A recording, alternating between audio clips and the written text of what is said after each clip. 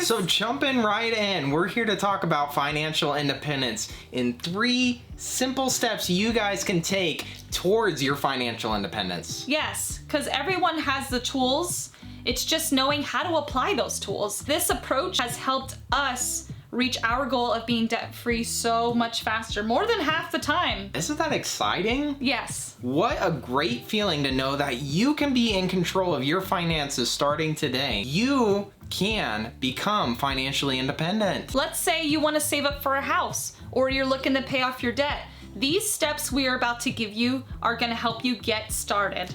And the great thing is, these steps are universal no matter where you are in your financial journey towards success. Before we go into our steps, just want to say that Kyle and I are not financial experts. We just want to share the knowledge that we gained while completing our debt-free journey.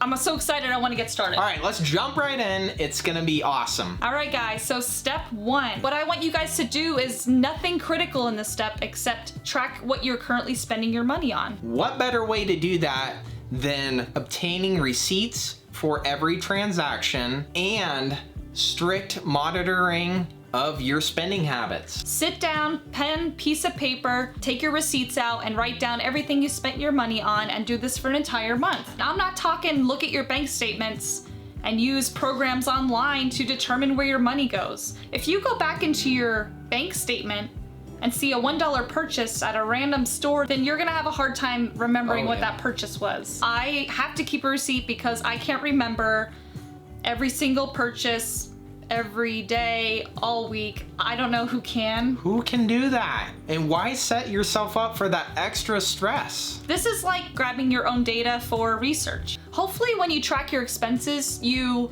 practically fall off your chair like I did when you saw how much you were spending on a certain item or a certain category. Yeah, it's gonna be a wake-up call. It's just the first step to be in charge of your finances. Without this step, if you skip it, you will never be able to grow a solid foundation to build your financial success. Step number 2. Living below your means. Yes, this step does take a little bit more work than the last one because you're not just collecting data. Now you need to analyze that data to determine what is a want and what is a need. Oof. Cue your worst enemy, your ego. Yikes. And our ego always wants to trick us and make us believe that what we are buying is what we actually need. Yes. This is gonna be probably one of the most challenging steps that you face. You're gonna have to tell yourself no, even though you feel like you deserve these certain purchases. We all feel that way, so don't be too hard on yourself. This is also where a little chemical in your brain called dopamine comes into play. The dopamine, serotonin. These are chemicals in your brain that drive you to have that quick satisfaction when buying new things. We all love that feeling of buying something new, and when you get home, you want to show everybody. It's like a sugar rush that eventually leads to a crash. What's going to be more satisfying, knowing that you could say no, still buy this item later, and that you can achieve your financial goals sooner, or know that you gave into this feeling of satisfaction of wanting an item right now? Because if you do give into that feeling all the time, that's where you never gain any traction in your financial success. That is so true. That's gonna be the very thing that you need to kick you into that overdrive to be like, let's get it done. I'm sick of being in this rut. And don't worry about making any huge changes.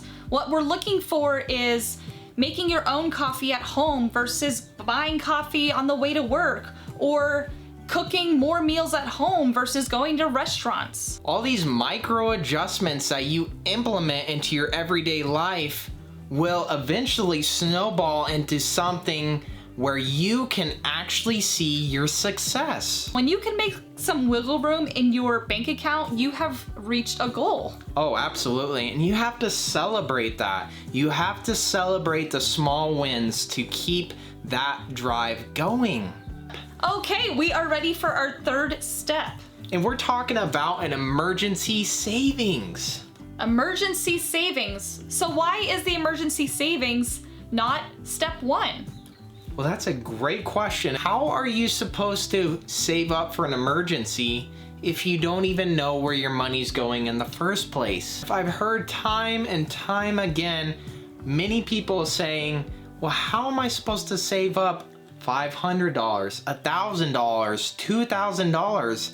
I can't find money left over after the end of the month. There's your answer. You need to know where your money is going to save adequately for a emergency saving. We believe that the first thing you should do is get a hold of your own finances. It will allow you to build up an emergency savings much faster because you will have found room in your spending to do so. The emergency savings is gonna create a safety blanket to help you not regress in your financial progression. The current events with the coronavirus kind of gave everybody a little scare on what could happen if you're not prepared. Don't ever let your ego tell you, well, this won't ever happen again.